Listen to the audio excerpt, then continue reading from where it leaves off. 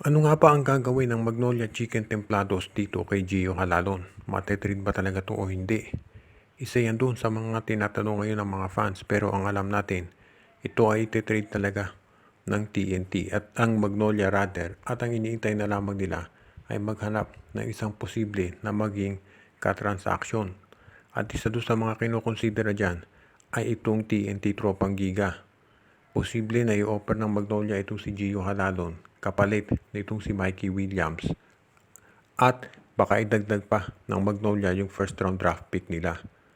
Pag nakuha ng Magnolia si Mikey Williams, magiging malakas yung backcourt nila kung meron kang Mikey Williams at Paul D na scorer dyan. Plus kung magkakaroon pa sila ng additional trades, for example kung makuha si Arvin Tolentino, magiging solid na talaga ang Magnolia. Kung ikaw naman ang TNT, mas mabuti na at the very least i-consider mo itong i-offer ng Magnolia.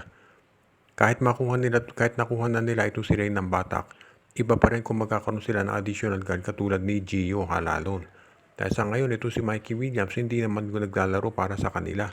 So parang magkakaroon sila ng bonus kung makuha nila si Halalon plus yung first round draft pick nitong Magnolia Chicken Templados.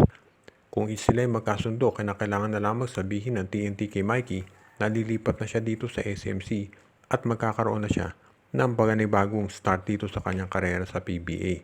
Kaya sa ngayon, itong titignan natin kung matutuloy.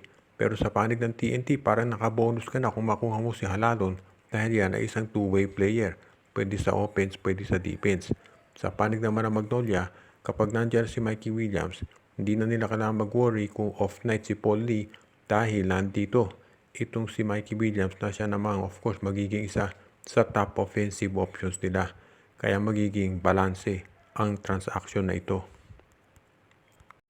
Ang Rain Ocean Elasto Painters ngayon ay isa doon sa mga teams na tumitingin dito sa mga posibleng i-offer ng Blackwater Bossing.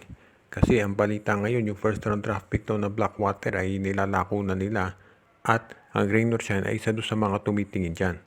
Meron ng 2 draft picks itong Rain or Shine, pero gustong tignan ni Coach Yeng Giao kung makakakuha pa siya ng isa pa. Dahil ang gustong siguraduhin ni Coach Yeng Giao dito sa darating na PBA season, at least magkakaroon sila ng legitimate chance na mag-compete sa kampyonato. Nakarating nga sila dito sa quarters pero nawalis naman sila ng San Miguel. Maglalaro na itong si Luis Villegas dito sa Rain or Shine, so additional big man yan. Pero gusto nila na kumuha ng isa pang big man kung maaari. At magagawa niya ng Rain or Shine kung mas mataas yung kanilang draft position. So yan ngayon ang tinitignan nitong si Coach Yeng Giao. Kung makakakuha siya ng isang big man na makapaglalaro ng sabihin na natin bilang power forward o center, magiging maganda yan para dito sa ROS. Magagawa nila yan kung makukuha nila yung draft pick nitong Blackwater na pang number 2. Kung makuha nila yan, itong si Kai Balungay, pwede na nilang i-draft 6-7 yan na magagamit ni Coach Yeng Giao. Biglang lalaki yung lineup ng Rain or Shine at hindi na sila magkakaproblema sa pag-match up dito sa matatangkad na team sa PBA.